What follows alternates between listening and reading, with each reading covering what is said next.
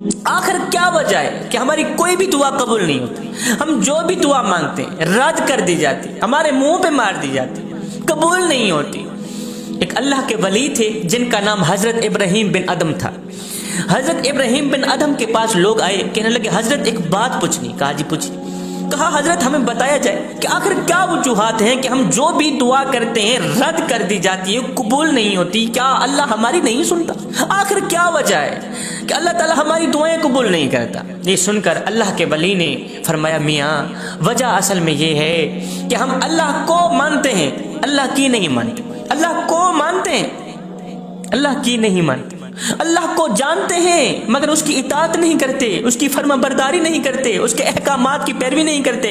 حضور علیہ الصلوۃ والسلام پر ایمان لاتے ہیں، اللہ کے محبوب کو مانتے ہیں، اللہ کے محبوب کی نہیں مانتے۔ ہم قرآن پاک پڑھتے ہیں مگر قرآن پاک پر عمل نہیں کرتے۔ ہم رب تعالیٰ کی نعمتیں کھاتے ہیں مگر اس کا شکریہ ادا نہیں کرتے۔ ہائے، وہ ایک فقیر تھا، درویش تھا، متقی پرہیزگار تھا۔ اس کی آنکھوں کا آپریشن ہوا نا تو ڈاکٹر نے کچھ دنوں کے لیے سجدہ کرنے سے روکا۔ بابا جی تو نے سجدہ نہیں کرنا، تو نے نماز نہیں پڑھنی۔ اگر نماز پڑھو گے سجدہ کرو گے تو آنکھوں پہ بوجھ پڑے گا، آنکھوں پہ وزن پڑے گا، کہیں آنکھیں پھر سے خراب نہ ہو جائیں۔ بابا جی تو نے سجدہ نہیں کرنا۔ اب اس بابا جی نے کیا کیا، ہسپتال سے گھر آیا، گھر آتے ہی اس نے کھانا پینا چھوڑ دیا۔ ایک دن گزرا، 2 دن، تیسرے دن گھر والے بولی پڑے، بابا جی ڈاکٹر نے تو آپ کو سجدہ کرنے سے روکا تھا، روٹی کھانے سے تو نہیں روکا تھا، اور ڈاکٹر نے تو آپ کو سجدہ کرنے سے روکا تھا، کھانا کھانے سے تو نہیں روکا تھا۔ ہائے، یہ سن کر بابا جی کی چیخ نکل گئی۔ بابا جی رو کر کہنے لگے بیٹے میں کیا کروں، جس مالک کو سجدہ نہ کر سکوں اس کا رزق کھاتے ہوئے مجھے شرم آتی۔ جس مالک کو سجدہ نہیں کر سکتا، سجدہ کر کے جس مالک کی نعمتوں کا شکریہ ادا نہیں کر سکتا، اس مالک کی نعمتوں کو کھاتے ہوئے مجھے شرم آتی۔ فرمایا رب تعالیٰ کی نعمتیں کھاتے ہو، ان نعمتوں کا شکریہ ادا نہیں کرتے۔ اس بات کو بخوبی جانتے ہو کہ جنت اطاعت گزاروں کا گھر ہے، جنت فرما بردار لوگوں کا گھر ہے، جنت اللہ کے نیک بندوں کا گھر ہے، لیکن تم دنیا میں رہ کر اس جنت کی طلب نہیں کرتے، اس جنت کے طلبگار نہیں ہو۔ یہ جانتے ہو کہ جہنم گنہگاروں کے لیے، یہ جانتے ہو جہنم بدکاروں کے لیے، سیاکاروں کے لیے، مگر جہنم سے ڈرتے نہیں ہو۔ تم لوگ شیطان لعین کو دشمن جانتے ہو مگر اس سے بھاگتے نہیں ہو۔ وہ تمہارا دشمن ہے پھر بھی تم اس سے دوستی کرتے ہو۔ اپنے عزیز و اقارب کو اپنے ہاتھوں سے زمین میں دفن کرتے ہو، اپنے ہاتھوں سے مٹی میں ڈساتے ہو، اپنے ہاتھوں سے اپنی آنکھوں کے سامنے مٹی میں اکیلا چھوڑ کے چلے جاتے ہو، عبرت حاصل نہیں کرتے۔ تم لوگ موت کو برحق سمجھتے ہو کہ موت آنی ہی آنی ہے، پر موت کے لیے کچھ اکٹھا نہیں کرتے،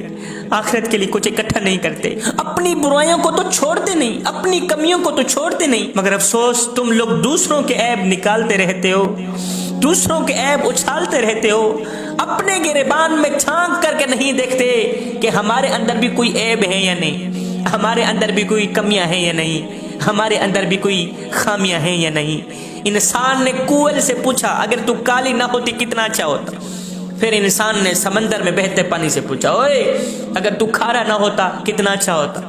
پھر انسان نے گلاب کو اٹھایا، تلی پہ رکھا، پوچھنے لگا اوئے اگر تیرے اندر یہ کانٹے نہ ہوتے تو کتنا اچھا ہوتا۔ تینوں بول اٹھا انسان اگر تیرے اندر دوسروں کے عیب ڈھونڈنے کی عادت نہ ہوتی تو کتنا اچھا ہوتا۔ فرمایا آج کا انسان دوسروں کے عیب ڈھونڈنے کی کوشش کرتا ہے لیکن اپنے گریبان میں جھانک کر کے نہیں دیکھتا کہ میرے اندر بھی کوئی عیب ہے یا نہیں، میرے اندر بھی کوئی خامیاں ہیں یا نہیں۔ اور تمہارے اندر اتنی خامیاں ہیں، اتنی کمیاں ہیں، مجھے بتاؤ پھر اس طرح کے لوگوں کی دعا کیسے قبول ہو سکتی؟